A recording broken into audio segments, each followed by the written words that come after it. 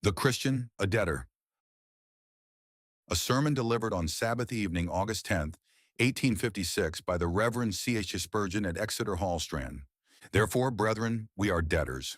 Romans 8:12. Observe the title whereby he addressed the church, brethren. It was the gospel which taught Paul how to say brother. If he had not been a Christian, his Jewish dignity would never have condescended to call a Roman brother, for a Jew sneered at the Gentile and called him dog.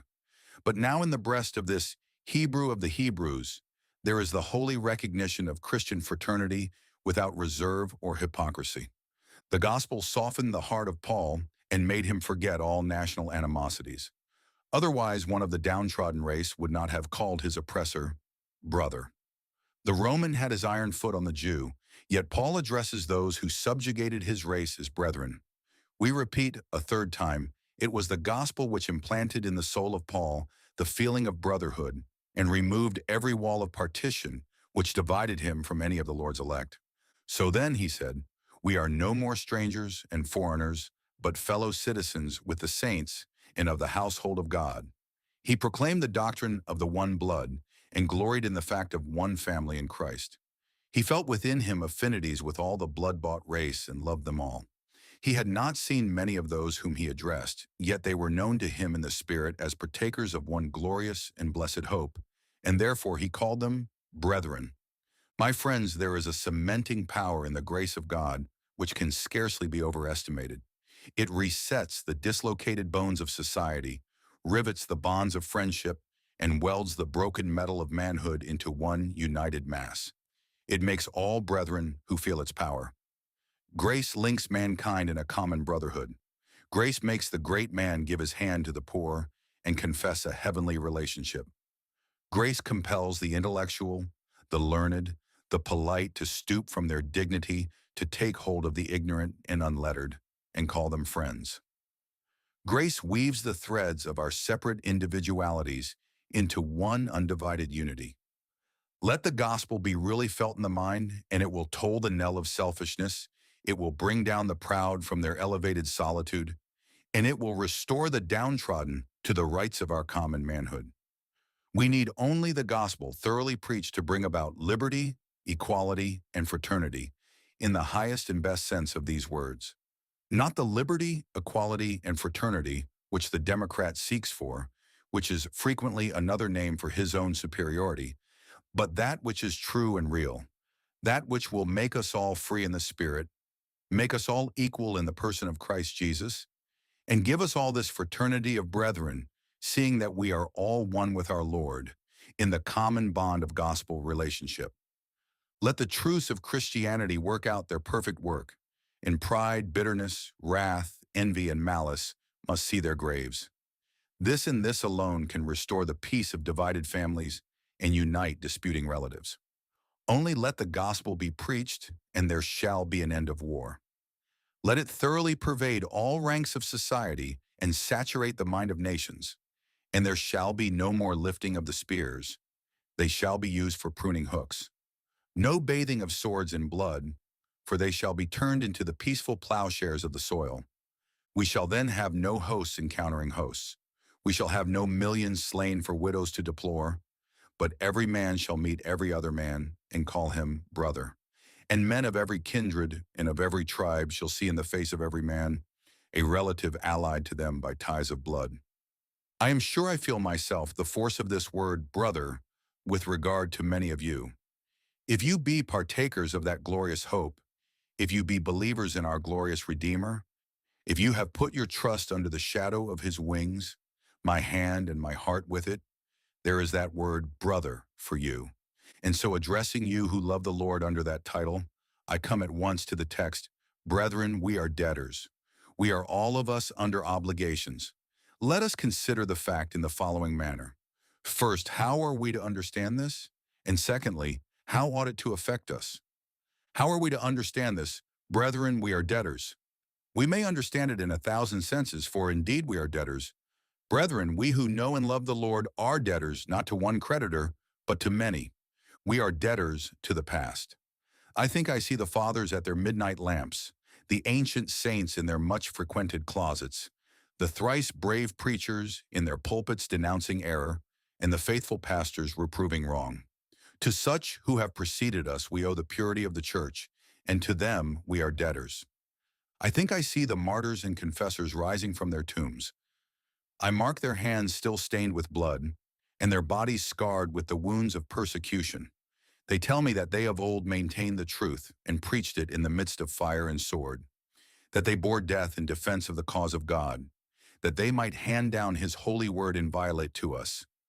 I look on them and see among their glorious ranks some whose names are celebrated in every Christian land as the bold lions of God, the immovable pillars of truth, men of whom the world was not worthy, whose praise is in all the churches, and who are now nearest the eternal throne.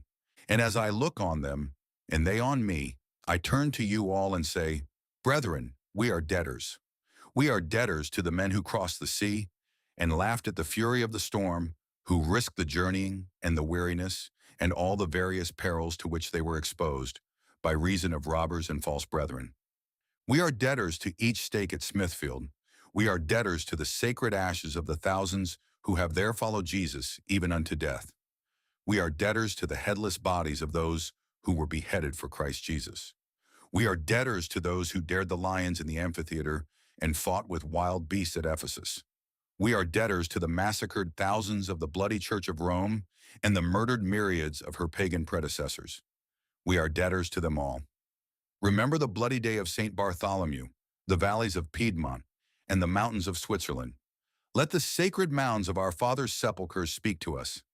Is not this Bible opened and read by us all, the gift of their self-denying faithfulness? Is not the free air we breathe the purchase of their death? Did not they, by bitter suffering, achieve our liberty for us? And are we not debtors to them? Shall we not, in some degree, repay the immense debt of our obligation by seeking to make the future also debtors to us, that our descendants may look back and acknowledge that they owe us thanks for preserving the Scriptures, for maintaining liberty, for glorifying God?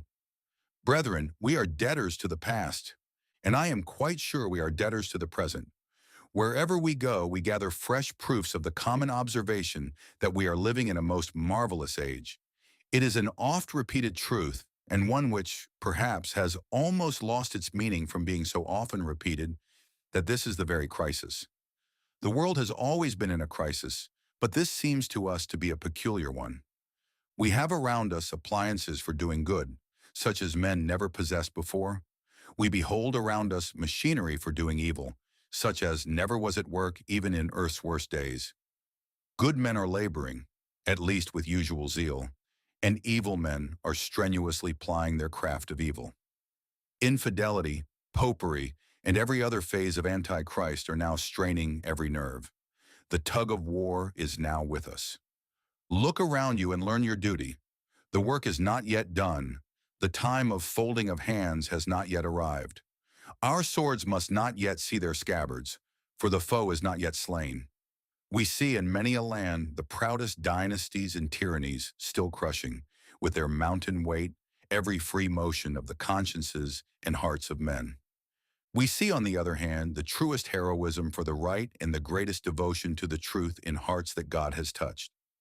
We have a work to do, as great as our forefathers, and perhaps far greater. The enemies of truth are more numerous and subtle than ever, and the needs of the church are greater than at any preceding time. If we are not debtors to the present, then men were never debtors to their age and their time. Brethren, we are debtors to the hour in which we live. Oh, that we might stamp it with truth, and that God might help us to impress upon its wings some proof that it has not flown by neglected and unheeded. And brethren, we are debtors to the future. If we, the children of God, are not valiant for truth now, if we maintain not the great standard of God's omnipotent truth, we shall be traitors to our liege Lord.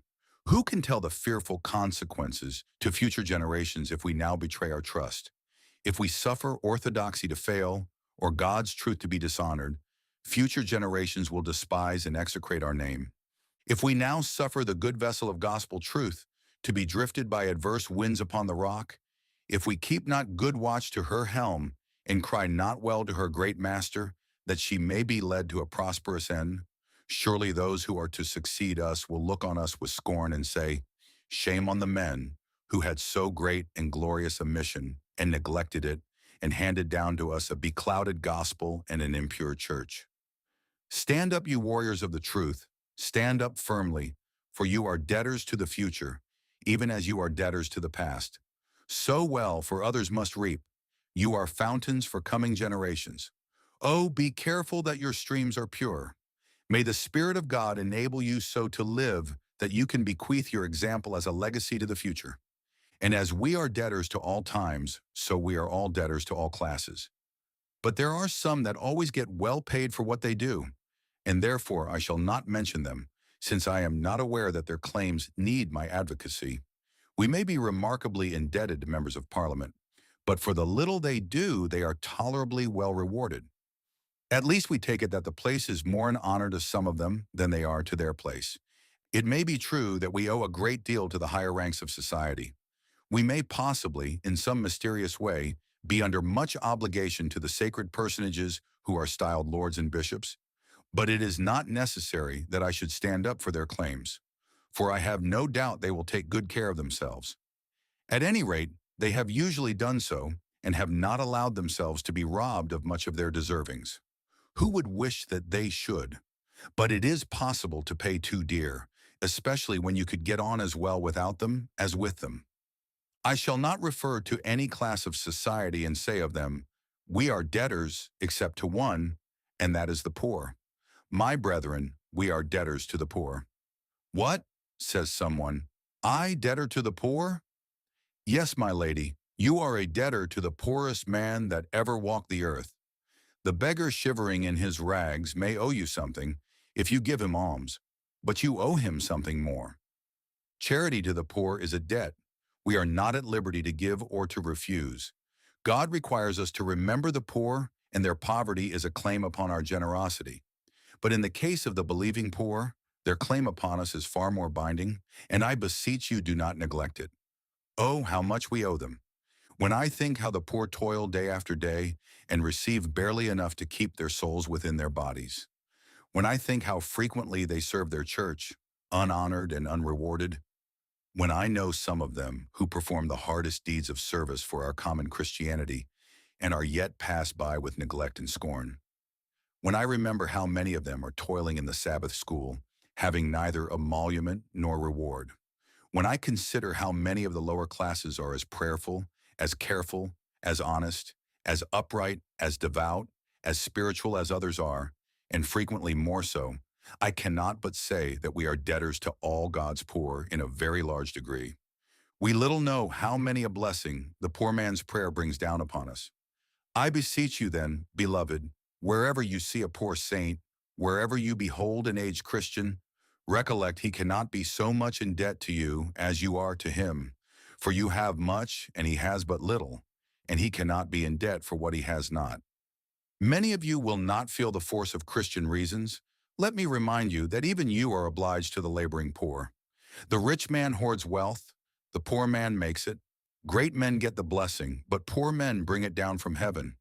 Some men are the cisterns that hold God's rain, but other men are those who pray the rain from heaven, like very Elijahs, and many of these are to be found in the lower ranks of society. Brethren, we are debtors. What I have is not my own, but God's. And if it be God's, then it belongs to God's poor. What the wealthiest man has is not his own, but God's. And if it be God's, then it is Christ's, and if Christ's, then his children's. And Christ's children are often those who are hungry and thirsty and destitute and afflicted and tormented. Take care then of that class, brethren, for we are debtors to them. But while I have thus mentioned some of the different classes to whom we are debtors, I have not yet come to the point on which I desire to press your attention. Brethren, we are debtors to our covenant God. That is the point which swallows up all. I owe nothing to the past, I owe nothing to the future. I owe nothing to the rich and nothing to the poor, compared with what I owe to my God. I am mainly indebted to these because I owe so much to my God. Now, Christian, consider how you are a debtor to your God. Remember, you are not debtor to God in a legal sense. As you are in Adam, you are no longer a debtor to God's justice as you once were. We are all born God's creatures, and as such we are debtors to Him, to obey Him with all our body and soul and strength. When we have broken His commandments, as we all of us have, we are debtors to His justice, and we owe to Him a vast amount of punishment, which we are not able to pay. But of the Christian it can be said that he does not owe God's justice a solitary farthing, for Christ has paid the debt His people owed. I am a debtor to God's love. I am a debtor to God's grace. I am a debtor to God's power. I am a debtor to God's forgiving mercy, but I am no debtor to His justice, for He Himself will never accuse me of a debt once paid. It was said, "It is finished," and by that was meant that whate'er His people owed was wiped away forever from the book of remembrance. Christ to the uttermost has satisfied divine justice. The debt is paid, the handwriting is nailed to the cross, the receipt is given, and we are debtors to God's justice no longer. But then, because we are not debtors to God in that sense, we become 10 times more debtors to God than we should have been otherwise. Because He has remitted all our debt of sin, we are all the more indebted to Him in another sense. Oh, Christian, stop and ponder for a moment. What a debtor you are to divine sovereignty. You are not as some who say that you did choose yourself to be saved, but you believe that God could have destroyed you if He had pleased, and that it is entirely of His own good pleasure that you are made one of His, while others are suffered to perish. Consider then how much you owe to His sovereignty. If He had willed it, you would have been among the damned. If He had not willed your salvation, all you could do would have been utterly powerless to deliver you from perdition. Remember how much you owe to His unselfish love, which rent His own Son from His bosom, that He might die for you. Let the cross and bloody sweat remind you of your obligation. Consider how much you owe to His forgiving grace, that after 10,000 affronts He loves you as infinitely as ever, and after a myriad sins, His Spirit still resides within you. Consider what you owe to His power, how He has raised you from your death and sin, how He has preserved your spiritual life, how He has kept you from falling, and how, though 1,000 enemies have beset your path, you have been able to hold on your way. Consider what you owe to His immutability. Though you have changed 1,000 times, He has not changed once. Though you have shifted your intentions and your will, yet He has not once swerved from His eternal purpose, but still has held you fast. Consider you are as deep in debt as you can be to every attribute of God. To God you owe yourself and all you have. Brethren, we are debtors. We are not only debtors to God in the light of gratitude for all these things, but because of our relationship to Him. Are we not His sons? And is there not a debt the Son owes to the Father, which a lifetime of obedience can never remove? I feel that to the knee that held me and the breast that gave me sustenance, I owe more than I can ever pay. And to Him who taught me and led me in the paths of truth, I owe so much, that I dare not speak of the tremendous weight of obligation due to Him. Beloved, if God be a Father, where is His honor? And if we be His sons, are we not thereby bound to love, serve, and obey Him? Sonship towards an earthly parent brings with it a host of duties, and shall the everlasting Father be unregarded? No. The true Son of God will never blush to acknowledge that He is in subjection to the Father of spirits. He will rather glory in His high connection and with reverence obey the commands of His heavenly parent. Remember again, we are Christ's brethren, and there is a debt in brotherhood. Brother owes to brother what he cannot pay until he dies. It is more than some men think to have been rocked in the same cradle and held on the same knee. Some esteem it nothing. Alas, it is a well-known truth that if you want help, you must go anywhere for it, save to your brother's house. Go not into your brother's house in the day of your adversity. Go to the greatest stranger, and he shall help you. Go to your brother, and he shall oft upbraid you. But this should not be so. Brotherhood has its ties of debt, and to my brother I owe what I shall not yet pay him. Beloved, are you brothers of Christ, and do you think that you owe Him no love? Are you brothers and sisters of the saints, and think you that you ought not to love and serve them, even to the washing of their feet? Oh yes, I am sure you ought. I am afraid none of us feel enough how much we are debtors to God. Yes, I am certain that we do not. It is astonishing how much gratitude a man will feel to you if you have been only the instrument of doing him good. but how little gratitude he feels to God, the first cause of all. There have been many who have been won from drunkenness by hearing the preaching of God's word, even under myself, and those persons have been ready to carry me on their shoulders, from very gratitude, for joy. But I would be bound to say they make a far more feeble display of their thankfulness to my Master. At least they seem to have lost their first love to him far sooner than they did to his servant. We remember to be grateful to all except our God. Our little debts we can pay, debts of honor as we call them, which are no debts in some men's eyes, we can discharge. But the great and solemn debt we owe to God is oftentimes passed by, neglected and forgotten. Brethren, we are debtors. In the second place, very briefly, what ought we to draw from this doctrine? That we are debtors. First, we think we should learn a lesson of humility. If we be debtors, we never ought to be proud. All we can do for God is but a trifling acknowledgement of an infinite obligation. Yea, more, our good works are gifts of his grace, and do but put us under greater debt to the author of them. Stop then, you who are puffed up by your achievements. Consider you have but poorly performed, not a deed of supererogation, but of ordinary duty. How much have you done after all, young man? I thought I saw you the other day looking amazingly great, because on such an occasion, you really had done some little service to Christ's church, and you looked astonishingly proud about it. Young man, did you do more than you ought to have done? No, I did not, you say. I was a debtor. Then who should be proud of having paid only a part of his debt, when after all he owes a great deal more than he is worth? Is there anything to be proud of in having paid a farthing in the pound? I take it there is not. Let us do what we may, it is but a farthing in the pound that we shall ever be able to pay of the debt of gratitude we owe to God. It is curious to see how some men are proud of being greater debtors than others. One man has 10 talents, and oh, how proud he is, and how he looks down upon another who has but one. He says, "Ah, you are a base man. I have 10 talents. Well then, you owe 10 talents, and your brother owes only one. Why should you be proud that you owe more than he does? It would be a foolish pride indeed if two prisoners in the Queen's Bench were to boast, one saying, 'I owe £100, and the other replying, 'I am a greater gentleman than you are, for I owe 1,000. I have heard that in the Marshalsea of old, they did take rank according to the greatness of their debts. It is often so on earth. We take rank at times according to the greatness of our talents. But the greatness of our talents is only the amount of our debt, for the more we have, the more we owe. If a man walks the streets sticking his bill upon his breast and proclaiming with pride that he is a debtor, you would say, surely he must be a madman, lock him up.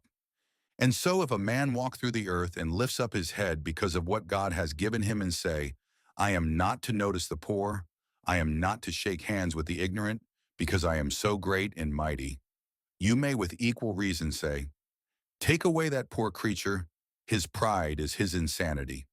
Put him in safe custody and let him learn that all he has is his debt and that he has no cause for pride. Then again, how zealous we should be for our master. Though we cannot pay all, we can at least acknowledge the debt. It is something on the part of a debtor if he will but acknowledge the claim of his creditor. Oh, how ought we day by day to seek, by living unto God, to acknowledge the debt we owe to him. And if we cannot pay him the principal, yet to give him some little interest upon the talent which he has lent to us, and upon those stupendous mercies which he has granted to us.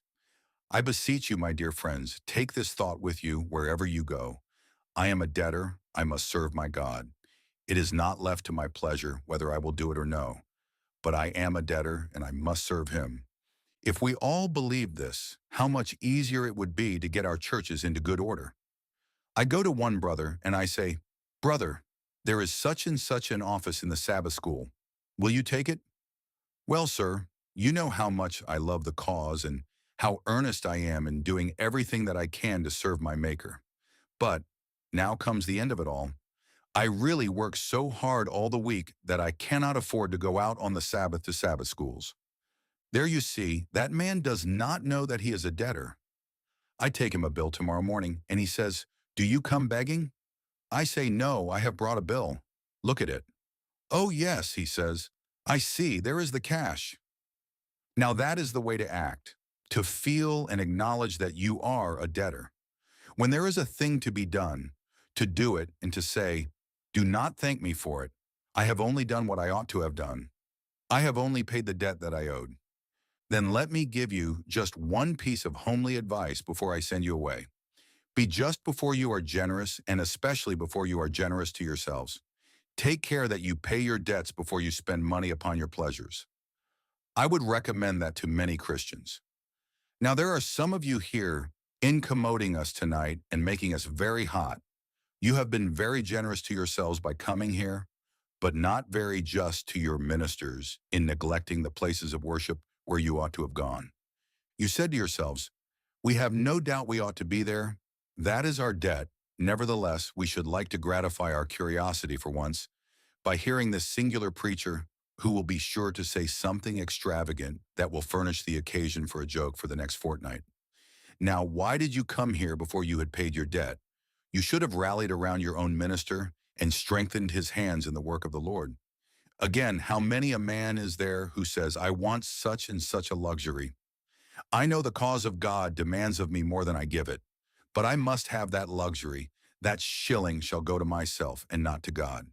Now, if you had a debtor who owed you more than he could pay, and you saw him going off on pleasure in a horse and gig tomorrow, you would say, "It is all very well his having that fine horse and gig and going down to Greenwich, but I would rather that he should pay me the 10-pound note I lent him the other day. If he cannot afford to pay, he ought to stay home till he can." So in regard to God, we come and spend our time and our money upon our pleasures before we pay our just and fair debts. Now, what is not right towards man is not right towards God. If it is robbing man to spend the money and pleasure wherewith we ought to pay our debts, it is robbing God if we employ our time, our talents, or our money in anything but his service, until we feel we have done our share in that service. I beseech you, members of churches, deacons, or whatever you may be, lay this to heart. To God's cause you are debtors. Do not expect to get thanked at last for doing much, for after all you have done, you will only have done what is your duty. Now farewell to such of you as are debtors in that sense. But just one word to those who are debtors in the other sense. Sinner, you who owe to God's justice, you who have never been pardoned, what will you do when payday comes? My friend over there, you who have run up a score of black sins, what will you do when payday comes and with no Christ to pay your debts for you? What will you do if you are out of God and out of Christ at the last payday, when the whole roll of your debts to God shall be opened and you have no Christ to give you a discharge? I beseech you, agree with thy creditor quickly, whilst thou art in the way with him, lest he deliver thee to the judge, and the judge deliver thee to the officer to cast thee into prison. Verily I say unto thee, thou shalt not come out till thou hast paid the uttermost farthing. But if you agree with your creditor, he will, for Jesus' sake, blot out all your debts and set you at liberty, so that you shall never be responsible for your iniquities.